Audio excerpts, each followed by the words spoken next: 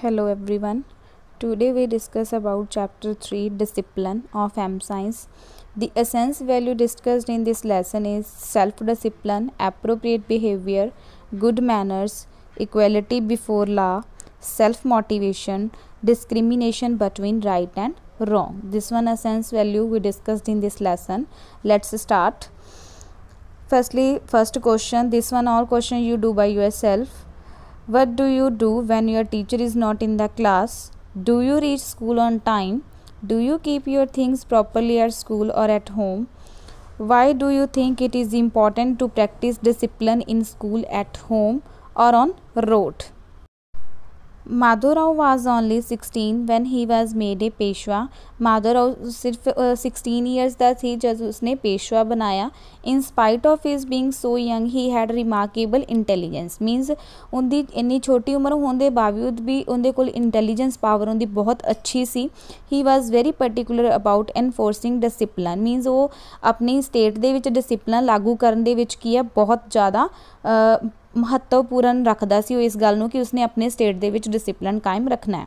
He would not forgive the man who break the rules. उस आदमी नूं punishment दिते बिना नहीं छड्डदा सी जिसने रूल्स है जो ब्रेक किते होण. ही believed that discipline was the greatest strength of the country. वो ये विश्वास करता सी कि किसी भी कंट्री का महान ताकत की है डिसिपलिन मेनटेन होना उस कंट्री दे विच. In those day all the sardar use to keep private armies. वो कहते कि उन्होंने दिनों के हर एक सरदार से जोड़े वो अपनी प्राइवेट आर्मी रखते सी. The expenses on the training of the soldiers were paid from the state treasury. जोड़ा उन्होंने ਜਿਹੜੇ आर्मी की ट्रेनिंग ते खर्चा आउंदा सी जां जो उन्हां दा कोई भी खर्च सी वो की सीगा कित्थों पेड किया जांदा सी स्टेट ट्रैजरी दे विचों. Most of the Sardar used to keep a smaller army than required and they misuse the state fund. वो कहते कि मोस्टली सरदार ये सी जो कि है जिन्ना ही उन्होंने आर्मी चाहिए उस तो घट आर्मी जी रखते सी. And they misuse the state fund. जोड़े स्टेट फंड से उन्होंने मिसयूज करते सी. As soon as Madhurao got wind of the indiscipline and dishonesty of his Sardar he worked out a plan. ਜਦੋਂ ਮਾਧੋਰਾਓ ਨੂੰ ਹੌਲੀ ਹੌਲੀ ਇਹ ਪਤਾ ਲੱਗਿਆ ਕਿ ਉਹਦੀ ਜਿਹੜੀ ਹੈ ਕੰਟਰੀ ਉਹਦੀ ਸਟੇਟ ਦੇ ਵਿੱਚ ਇਨਡਿਸਿਪਲਿਨ ਬਿਹੇਵੀਅਰ ਹੋ ਰਿਹਾ, ਡਿਸਹੋਨੈਸਟੀ ਹੋ ਰਹੀ ਹੈ, ਤਾਂ ਉਹਨੇ ਇੱਕ ਪਲਾਨ ਵਰਕਆਊਟ ਕੀਤਾ.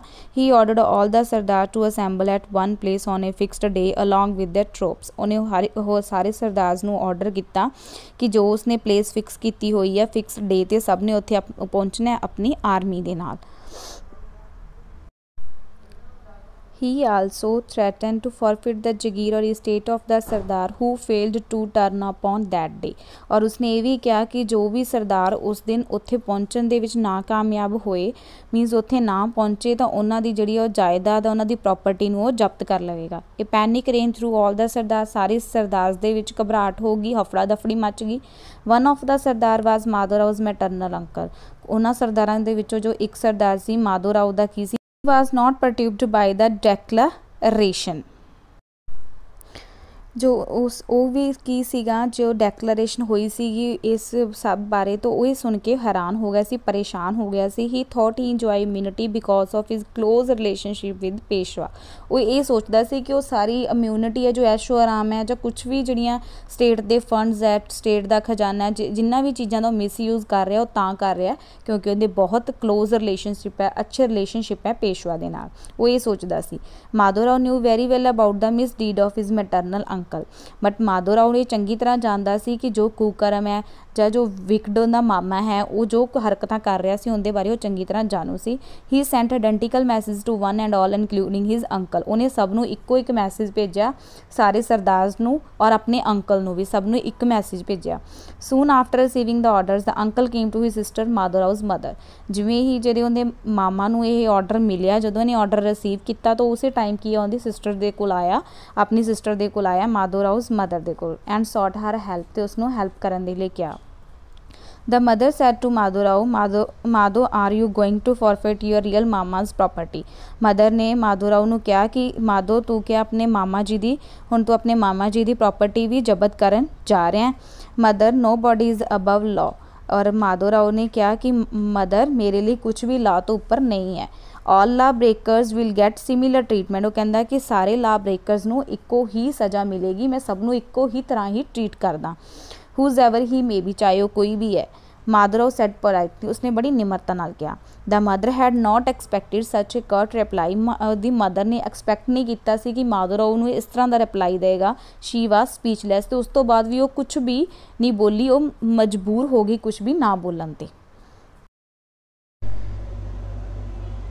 माधोराव ट्रिक वर्क, माधोराव ने जो प्लान किया सी, जो ट्रिक सोची सी, वो दी काम कर गई। On the appointed day all the sardars including his uncle called on Madhorai, means उसी दिन जो अपॉइंटेड डे रखा था, उन्होंने फिक्स डे रखी थी मीटिंग का, तो उस दिन सभी सरदार और जो उसका माधोराय का अंकल था वो भी वहाँ पे पहुँच गए।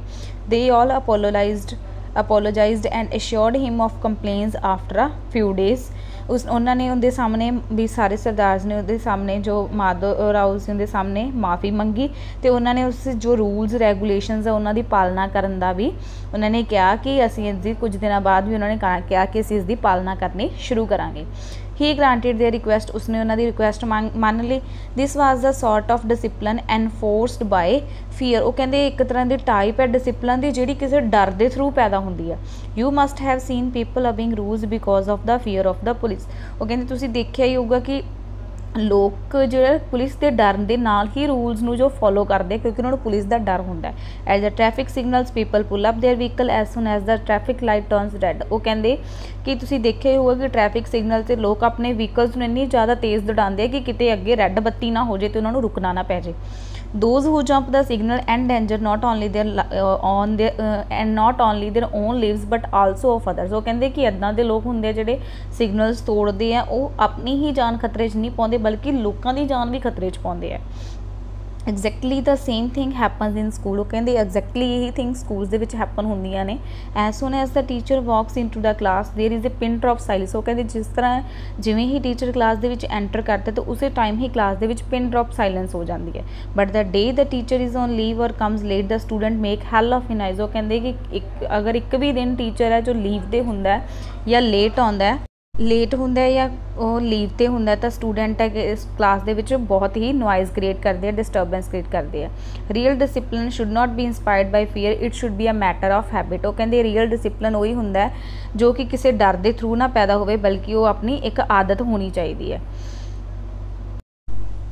लाल Bahadur Shastri was union ministers in those day. कहते कि लाल बहादुर शास्त्री जी उन्होंने दिनों के की सीगे यूनियन मिनिस्टर सी। His son was ready to go to seek admission in some college, तो उन्होंने जो बेटा सी वो तैयार हो चुका सी किसी कॉलेज दे विच एडमिशन लैन दे लई। Shastri ji sad to him, Shastri ji ने उसनों कहा लुक हेयर माई सन, कि मेरे वाल देखो मेरे बेटे। Don't tell anybody that you are my son. वो कहते कि तुसी किसी नूं ये नहीं दसना कि तुसी मेरे पुत्र हो। For I don't want that college rules may be bent in order to accommodate my son. वो कहते कि मैं नहीं चाहता कि कॉलेज के रूल ब्रेक होण मेरे पुत्र नूं जो अनुकूल रखने वास्ते, उन्होंने कंफर्टेबल रखने वास्ते। Rule should be the same for everybody. वो कहते हर एक दे लई रूल्स है जो सेम होंदे है। All our country man should think on these lines. वो कहते इन्होंने लाइन्स से साढ़े सारे ही कंट्री के जो लोग उन्होंने सोचना चाहिए। This is called self discipline, इनू आप सैल्फ डिसिपलिन कहने हैं। It flows from within and not out of fear. So कहते कि अपने अंदर ही पैदा होंदा ना कि किसी डर नाल। Discipline is not limited to keeping the rules, it requires a check on one's speech thought and actions. वो कहते कि डिसिपलिन ये नहीं कि तुसी रूल्स नू मेनटेन करके रखो, ये अपनी डिसिपलिन है जो हम अपनी स्पीच दे विच, अपने थॉट्स दे विच ते अपने एक्शनस जो आप परफॉर्म करते हैं उन्होंने दे विच भी देखने को मिलता है। Once king Vikram Dutta along with his soldier and minister went to dense forest for hunting. वो कहते कि एक बार की है किंग विक्रम दत्ता है और उनके जो सोल्जर सी ते मिनिस्टर सी वो एक संघने फॉरेस्ट जंगल दे विच चले गए हंटिंग दे लई। He was separated from others and lost the way. वो अपने जो है मिनिस्टर ते सोल्जर्स दे नालों अलग हो गया तो अपना रास्ता भुल गया।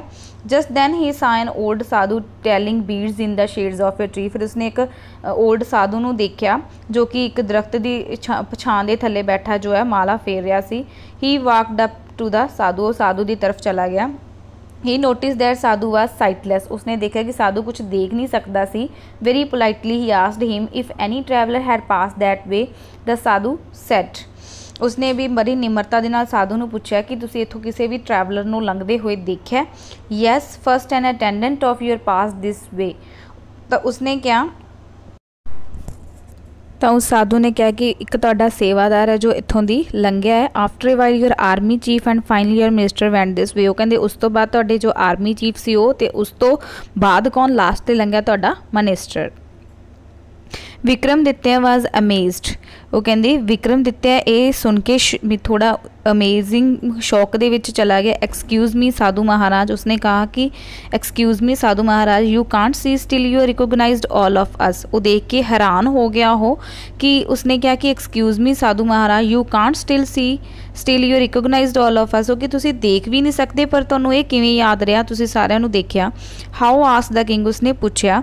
आई identify the rank of each one of you from your speech. उसने कहा कि मैं तुहाडा रैंक तुहाडे बोलण दे तरीके तो ही जान सकदा।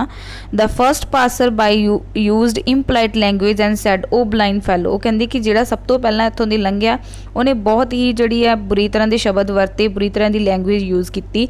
उसने क्या ओ ब्लाइंड फैलो, कि मैनू उन्हें ओ ब्लाइंड फैलो कह के बुलाया।